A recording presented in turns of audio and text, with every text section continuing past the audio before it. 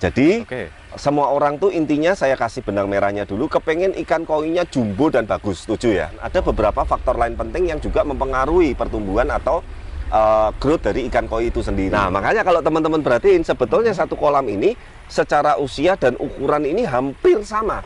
Paling beda pun tuh cuman beda beberapa bulan. Tapi ada yang masih 35 BU, ada yang sampai tembus sudah 45 up. Padahal makannya sama, kolamnya sama, treatmentnya sama. Nah, feeling saya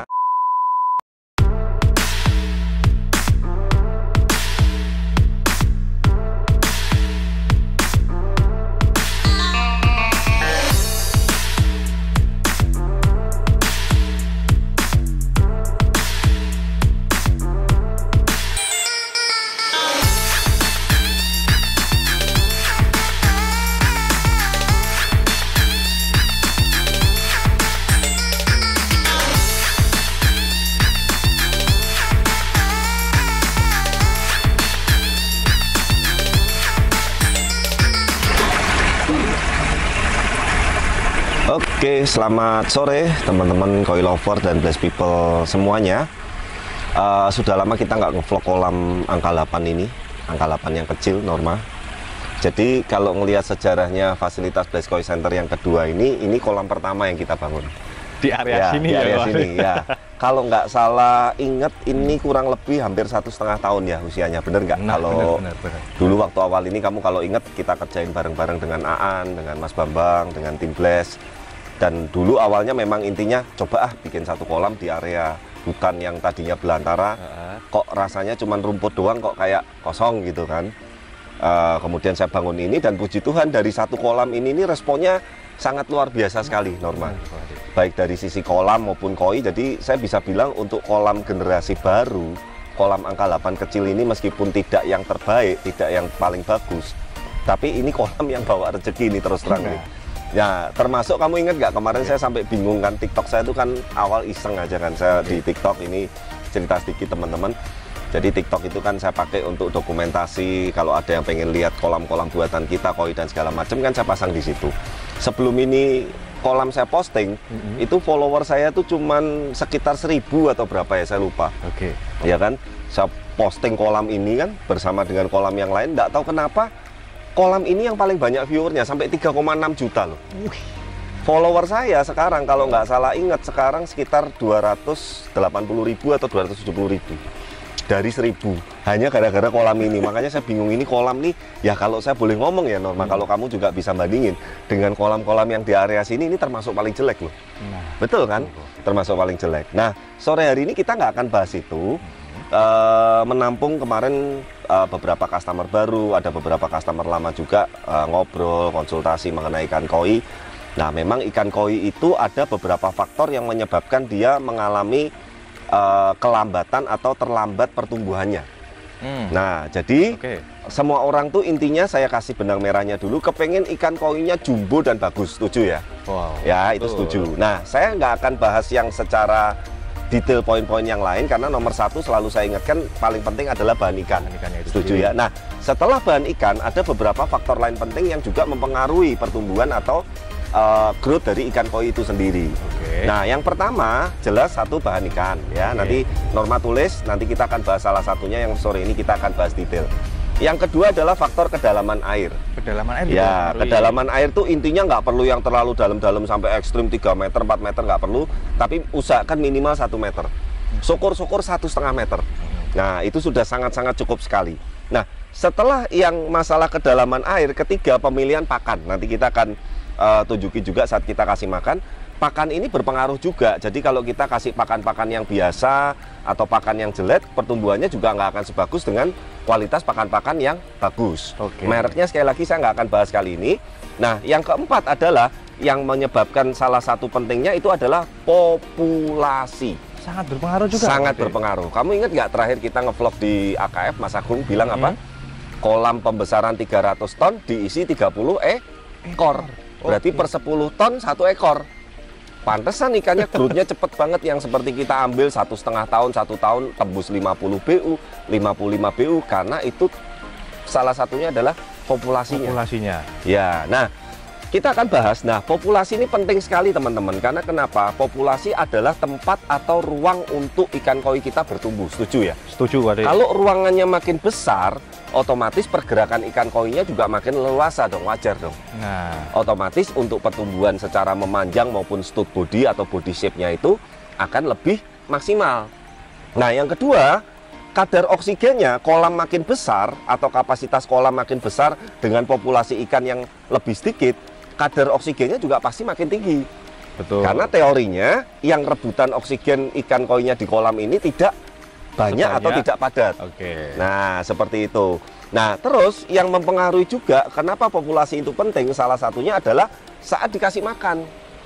Nih contoh ya, nih. Boleh. Ini sebetulnya kalau normal lihat, ini sudah termasuk senggang nih. Oke. Ini kolam cuma 15 ton, isinya sekarang kurang lebih hampir 40 ekor, 38 atau 37 saya lupa.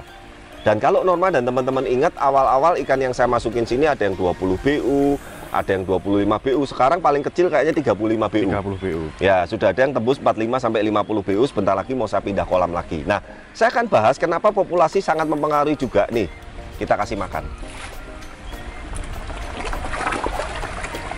Nah, teman-teman kalau perhatikan, dia pola makannya ini berebut. Tuh. Kalau ikan koinya makin padat, dia rebutannya makin banyak ikan. Dengan porsi makan yang sama diperebutkan lebih banyak ikan. Nah, masalahnya adalah terkadang ada beberapa ekor ikan yang kalah mental. Sehingga takut berebut, akhirnya dia nggak kebagian jatah makan. Oke. Nah, makanya kalau teman-teman perhatiin, sebetulnya satu kolam ini secara usia dan ukuran ini hampir sama. Paling beda pun tuh cuman beda beberapa bulan. Tapi ada yang masih 35 BU, ada yang sampai tembus sudah 45 up. Oke. Padahal makannya sama, kolamnya sama, treatmentnya sama. Nah, feeling saya betul. sebetulnya kalau untuk masalah bahan ikan yang saya masukin ke sini sudah bahan-bahan yang saya pilih. Saya kan pernah bilang bahwa kolam yang isinya ikan yang saya growth atau ibaratnya saya gedein, pasti ikan-ikan yang potensi.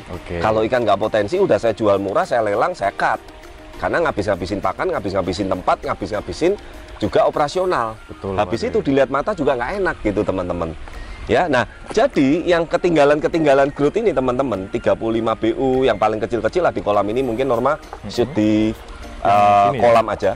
Nah, feeling saya dia makannya kedapatan jatahnya sedikit. Tuh. Ya kan? Jadi ada yang habis makan lari takut. Kalau yang ngokop terus dia growth-nya cepat pasti. Gitu. Nah, itulah teman-teman mengapa populasi ini sangat penting sekali. Mengapa itu sangat berpengaruh sekali terhadap pertumbuhan ikan koi kesayangan kita. Sekali lagi bahan ikan tetap penting atau nomor satu. Seperti itu ya. Nah, sekarang kita bahas populasi yang ideal itu berapa kan begitu. Nah, ya kan. Nah, sebetulnya ada beberapa persepsi atau sudut pandang dulu teman-teman. Yang pertama ini teman-teman sebagai breeder seperti AKF seperti Mas Agung sharing, otomatis kita perlu mengejar pertumbuhan semakin cepat semakin bagus. Nah, semaksimal mungkin. Karena kenapa? Kalau ikannya makin cepat gede dan makin bagus, gedenya dengan diikuti kualitas yang bagus ya, otomatis harga jualnya juga makin bagus, begitu kan? Kalau kita sebagai dealer, yang kita perhatikan adalah kenapa ikan ini harus cepat besar supaya lebih layak atau lebih enak dijual juga sama. Betul, Pak De. Gitu kan? Pembeli pun juga milih-milih. Oh, kalau badannya bagus. Betul, bodinya bulky, berpunuk. Yang di kolam-kolam ini lihat nih, yang karasi kamu shoot di kolam ya. Karasi yang rata-rata warna mango itu adalah batch dari Marudo tahun 2022. Sudah ada yang tembus 45 BU, sudah ada kayaknya yang 45 up hampir 50 BU. Bodinya lihat tuh. Tebel-tebel banget kan? Tebel-tebel. Padahal ini dulu waktu awal masuk ada yang 20 cm, ada yang 25 BU, di bawah 25 cm. Ya kan? Berarti ini sekitar kurang lebih dari sejak saya masukin ini baru sekitar 5 bulanan. 5 bulan. Ya, nah hasilnya udah seperti ini. Nah, tadi balik lagi. Nah, yang ketiga adalah dari sisi sudut pandang penghobi. Kenapa kita perlu menjaga populasi dan perlu ikannya cepat besar supaya lebih enak untuk dinikmati. Kalau penghobi nggak mikir untuk ibaratnya bisnisnya, tapi saya kepengen ikan saya cepat gede, saya bisa lebih menikmatin dan otomatis di kolam pun lebih enak dilihat. Gitu. Memang ikan koi itu enak-enaknya dilihat itu ukuran 40 cm ke atas loh, Mas. Seperti itu. Nah, jadi teman-teman, memang saya ngasih saran nih buat teman-teman terutama penghobi yang punya kolam koinya nggak terlalu besar seperti kolam ini, tapi populasinya terlalu over. Saran saya tahan deh nafsunya. Biasanya itu orang yang seperti itu yang mengutamakan itu kuantitinya. Ikan yang penting rame, yang penting banyak, kualitas nomor sekian. Nah, gitu. kadang itu buat teman-teman di rumah tuh kadang kalau mau lihat pas lagi makan rame itu betul. Tadi kan kalau makan rebutan rame itu kan rasanya kayak apa ya? Seru gitu kan ya. Tapi sebetulnya itu terhadap pertumbuhan ikan koi sekali lagi saya ingatkan sangat berpengaruh teman-teman. Berarti kurang maksimal juga. Nah, sekarang kita bahas idealnya sebetulnya teori yang beredar umum itu per 1 ton itu 1 ekor. 1 ton 1 ekor. Ya, jadi 15 ton ini harusnya cuma 15 ekor. Saya pun ini sudah over 2 kali lipat lebih kan gitu. Berarti disaranin buat penghobi-hobi itu kalau pingin badan bagus. Ya, tapi sekali lagi yang benar-benar mengutamakan pertumbuhan yang maksimal dan growth yang maksimal ya. Kalau wah Pak, tapi kalau ikan saya kolamnya terlalu sepi nggak enak dilihat ya nggak apa-apa juga. Perbandingannya 1:2. 1 ton 2 ekor itu masih oke. Jangan 1 ton 3 ekor itu udah over banget. Seperti itu. Nah, kita juga mikir ini gini lah. Kita kalau ditaruh di tempat ruangan ya Norma ya, misalkan di kamar gitu ya. Kamarnya ini harusnya untuk tidur berdua. Kita isi 10 orang kira-kira gimana? Nyaman nggak kamu tidur? Nah, ya kan. Nah, sama sebetulnya prinsipnya dengan kolam koi. Nah, yang terakhir yang saya mau bahas adalah yang saya sering sekali kasih ilustrasi itu yang simple bahwa kolam kita ini seperti kain kanvasnya atau kertas kanvasnya, koinya ini seperti lukisannya. Kalau kanvasnya nggak terlalu besar tapi lukisannya terlalu ruwet, terlalu padat juga, kan nggak enak dilihat juga. Betul Pak. Itu kan otomatis nggak perlu terlalu padat-padat, asal pemilihan warna dan kualitasnya bagus, itu akan lebih pakem, lebih tepat. Sekali lagi ini pendapat saya ya teman-teman, ini kita sharing aja, kita berbagi aja. Intinya saya pengen mengedukasi bahwa populasi ikan atau tingkat kepadatan ikan koi di kolam kita itu sangat berpengaruh sekali terhadap pertumbuhan ikan koi itu sendiri. Jadi terkadang kalau teman-teman nanya, Pak, ikannya kok bisa jumbo-jumbo bagus-bagus, pakannya apa dan lain-lain, bal-bal segala macam. Pakan itu menurut saya malah faktor yang tidak terlalu dominan. Yang paling dominan itu satu tadi bahan ikannya, kedua masalah kedalaman dan masalah besarnya atau kapasitas kolam dan sekitarnya, ketiga populasi. Itu keempat baru pakan. Nah, jadi teman-teman kalau mau tanya urutannya, menurut pengalaman saya hampir 13 tahun, malah kayaknya udah 13 tahun lebih per Februari kemarin, itu adalah faktor yang sangat mempengaruhi pertumbuhan ikan koi, yaitu populasi atau kepadatan. Seperti itu.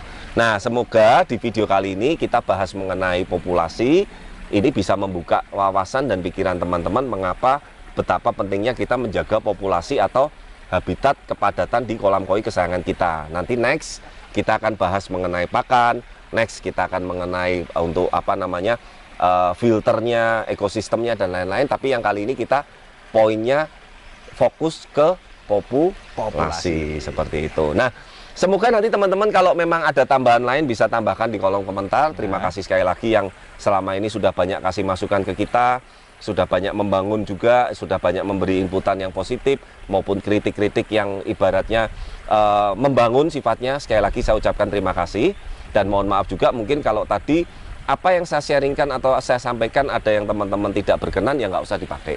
Tapi siapa tahu kalau bisa bermanfaat, teman-teman bisa terapkan di kolam-kolam koi kesayangan teman-teman masing-masing seperti itu. Nah, ini sudah mau sore, sudah waktunya kita istirahat. Nah, sampai jumpa nanti di video-video berikutnya. Jangan lupa dukung terus channel kami, like, comment, subscribe. Dan sampai ketemu di video-video berikutnya. Bye-bye.